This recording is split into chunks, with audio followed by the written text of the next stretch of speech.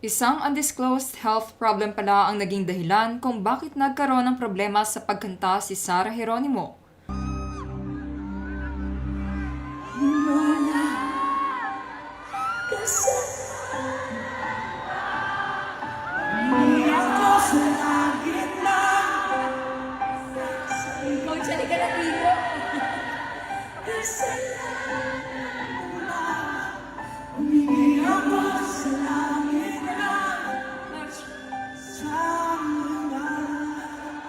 Ayan ang himala ako. Alam naman po natin, Coach Bamboo.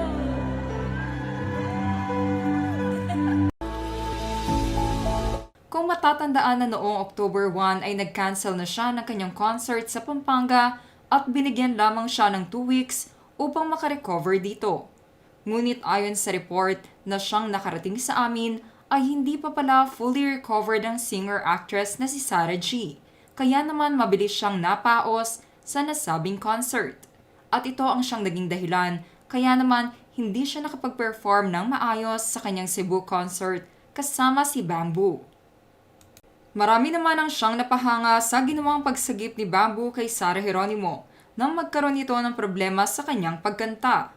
Mabilis na sinalo ni Bamboo ang parte ng kanta ni Sarah nang mapansin nitong bigla ang nahirapan ang singer-actress sa kanyang pag-awit. Ngunit magkaganon pa man, pinilit ni Sarah Geronimo na patuloy na kumanta para sa kanyang mga tagahanga, kahit kitang-kita na nahihirapan na ito. Kaya naman lalo siyang minamahal ng kanyang mga fans at supporters.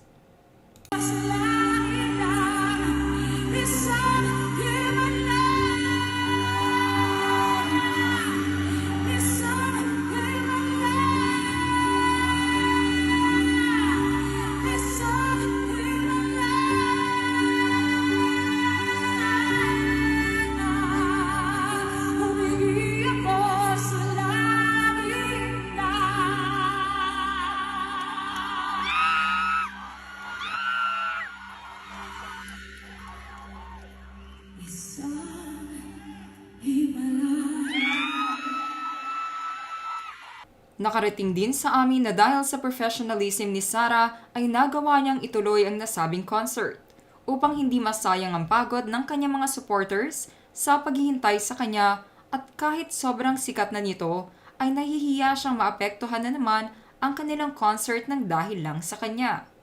Malaki din daw ang respeto nito sa production team lalo na kay Coach Bamboo na kaibigan din niya.